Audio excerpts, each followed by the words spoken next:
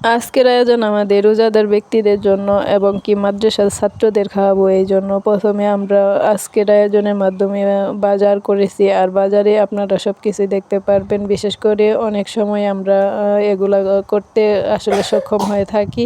বিশেষ করে রোজার মাসে এ ধরনের রোজাদার খাবারটাই আসলে বেশি গুরুত্ব দেওয়া উচিত এবং কি আমরা কাজ করে যাই। এই জন্য বাজার করেছি। তারপরে ডেকোরেটর নেওয়ার জন্য প্লেট, তারপরে অন্য আরও যা লাগে, জগ থেকে ডেকোরেটের পাতিল, এগুলো সব কিছু নিয়েছি। আর আজকের ভিডিও সম্পূর্ণ দেখতে থাকুন। অনেকটা ফ্রেশ খাবারের মাধ্যমে আসলে চলবে। আর তাফি সোনা তো পাশেই বসে রয়েছে। এখানে আমি একজনকে দিয়ে মশলাটা করে নিচ্ছি, আর এখানে ছাত্ররা হেল্প করতেছে, যেহেতু আরেকজনের পেজে ঝালা লাগে দেখি চশমা পড়ছে, দেখতে পারতেছেন। এগুলা আসলে ওরাও হেল্প করে যেন কাজটা বেশি তাড়াতাড়ি এবং কি ভালো মানের হয়ে থাকে। মশলা বাটা, মাংস কাটা প্লাস মাংসটা ফ্রেশ করে রাখা, সব কিছু মিলিয়ে আমাদের আজকের আয়োজন। আর আজকের আয়োজনে আমাদের থাকবে গরু মাংস প্লাস ভুনা খিচুড়ি।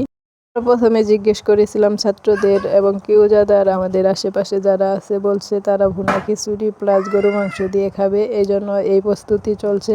আর প্রত্যেকটা রোজাদার যেন ভালো সুস্থ থাকে এবং কি রোজাদার প্রত্যেক মুসলমানের জন্য অনেকটাই গুরুত্বপূর্ণ। আর অনেকের জীবনে হয়তো এই দিন আসবে, বছর ঘুরে আবার অনেকের জীবনে নাও আসতে পারে। এই জন্য আমরা যেন প্রত্যেকটা রোজাদারের সঙ্গে সৎ ও ভালো আচরণ করার চেষ্টা করি। আর আমাদের তরকারি প্রস্তুত তো চলছে, দেখতে পারতেছেন। অনেকটা সুন্দর মানের তরকারি হচ্ছে, আর এই ধরনের তরকারিটা আসলে খেতে অনেকটাই ফেভারিটও হয়ে থাকে। ঘ্রাণটাও অনেক সুন্দর বের হয়েছে।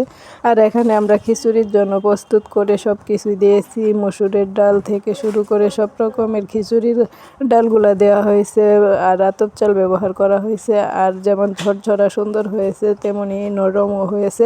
আজকের আয়োজন আমাদের দেখতে পারতেছেন এগুলাই হবে।